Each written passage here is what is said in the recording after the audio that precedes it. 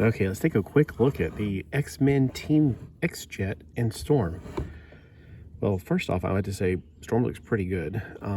She has this lightning effect, which I feel like I've seen this before with somebody else. I think you're supposed to be able to put on her hand like thus. But let's take a look at her articulation. First off, at the shoulder, she can go up as far as her shoulder pads will allow her. You know, because she's a football player. Her wrist, or not wrist, her elbow goes all the way 90 degrees and does full 360 degrees, which is not what humans can do. Her head is on a ball joint, so you go, oh no, you didn't. And also go a full 360 degrees, Linda Blair style. On her hips, we have a ball crotch.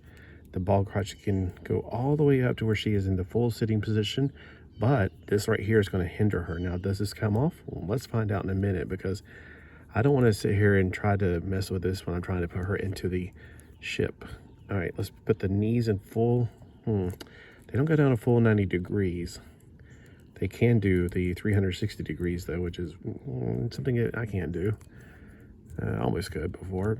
Now, when you put her hands into the little thing right here, she can't pull them all the way out, so it's kind of almost like it's useless. I mean, in the Storm, in the original Storm and everything, she had this thing, but I don't remember her ever just kind of standing around like this, you know, with her hands just barely enough to hold on to it. She'd either be in flight position with those being out like wings almost, or they would just be kind of like fully draped down. Now, I know they attach her to her arms because that makes her fly easier, because she's really not flying, she's just gliding on the wind. Now let's see if it'll take off the back. Yes, good. Because I really don't need that. She looks fine like this. It is weird to see her in white. I'm used to seeing her in black, but you know, the cartoon probably, it was the metallic look of her suit that made people think she was wearing white, I guess. Now, there are 3 different positions that I can tell that you're supposed to use this for. One is something that if she was really going that fast, there's no way anyone could hold on to this. It's kind of ridiculous to think that she's in jet ski mode. So maybe this is after she's on the earth and she's, oh good, the foot's right there. You're like, where does the foot go? So she's in jet ski mode. It kind of reminds me of those, there was a 90s toy gimmick where they had inflatables and water shooting weapons. I think it was like the Spider-Man thing, actually. Kind of reminds me of one of those. It definitely looks like it's a jet ski mode. I've never seen this in the comic book. I've seen the cartoon. I don't remember anything about the cartoon having this mode. If it did, it would be so unrealistic. It would be like, really? So this is a preposterous mode. The only thing I can think of is it's a, well, we're on the earth and we need to just glide across water. There's also a mode where you have this coming down. I can see this to rescue people and when it's in hover position, but other than that, I don't see people like doing the yogis, bear, super bear on the flying trapeze. I don't see it being a trapeze situation, and her hand is really not able to grasp it. It seems like there. Yeah. Okay. So that's another feature I could care less about. I think Will Helms didn't have this piece with his. Well, you're not missing much, that's for sure. Plus, kind of breaks up the coloring. There's only one of these missiles that fire, and it's this one. When you put on the wings, this wing does not include that yellow button. This one includes a painted yellow part that looks like the yellow button. So that's not a weapon over there. It is just there. The bullet's just there. It is what it is. Now let's look at the cockpit. Now that's what I'm looking forward to, is putting her into the cockpit. I do have her in the black uniform, more like the Morlock look, which is one of my favorite figures. She's right. I have this like stuff in my room that it's like my favorites. She's in that collection. So she looks like she's about the same size as her, actually.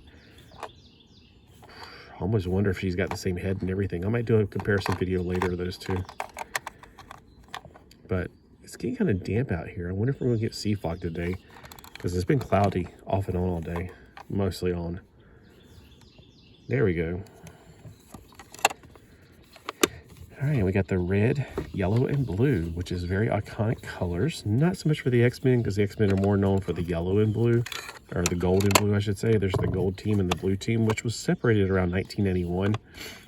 I used to be a huge X-Men collector, but then when 1991 rolled around and they were going to split the team, I was like, I'm done. I got the issue where she and Jean Grey were back-to-back, and they decided to split the team from that point on, and I think she was going to be the gold leader and Cyclops would be the blue leader. And I was like, done. I've had enough. At that point, I felt like they were just making money off their X books, and they just weren't as good as they used to be. Now, I know a lot of people have fond memories of that era, but I was in college. I was too busy anyway. So that was about it for me. So what did you guys think about this particular setup? Now, these were originally outrageously overpriced. When I saw them at first, I was like, I'm going to get those as soon as I see it. I never saw it in stores, thankfully. And then I was like, when I heard about the price, I was like, you got to be kidding me. I don't even remember what the price was. It was so outrageous. I can't even imagine it anymore. But the price was exorbitant. So when I saw these go on clearance on Amazon for $15, I think, I snatched one up, and that's why I have it. So yeah, it's a very nice vehicle. I would definitely recommend getting it for $15. Unless you're super rich, which I'm not, you can, and I know you're thinking, well, you got an awful lot of stuff. Yeah, I got extra money at Christmas, and my mom said, I want you to have fun, go nuts. I was like, all right. $1,000, I mean, I can buy a lot of clearance stuff for $1,000. And that I did. So yeah, I don't usually spend like this. Right now I'm having withdrawals. I'm like, I want to go get my plastic fix. No, we don't need it. We got plenty of stuff here. So anyway, let me know if this is one of the vehicles you personally got, and what did you think of it? And then what did you think of the Storm figure? Now, she also came in a 5-pack. That's the only other way to get the Storm figure so far. And this is, of course, the 4-inch line, not the 6-inch, because that's just too much. Nobody needs 6 inches. And let me know if this is the one you got, if you paid a lot, and if it was worth a lot. Did you think it was worth that much? I don't see it. I don't see it being worth, like, I don't even remember what the price was. But I think it was like $37.99 or something. But even that, no. But for $15, yeah, absolutely. I mean, $15 for a figure and a generic figure and a generic jet would be plenty great. The only thing I think they should have done was make this part right here close up and cover that gaping hole right there. It doesn't really add to the back value of it, but yeah, most likely you're just going to put it on your shelf like this. If you put it on your shelf, which I don't know. I like the way it looks. It's a very beautiful modified version of a SR-71 Blackbird, like a 71 Blackbird if it was a shuttle. That's what it looks like to me. It's definitely not the one you see on the cartoon where they're all sitting around inside of it. Clearly they can't all sit around unless you give this to your nano figures. I can see that work. Let me know below if this is one you picked up or if you passed on it.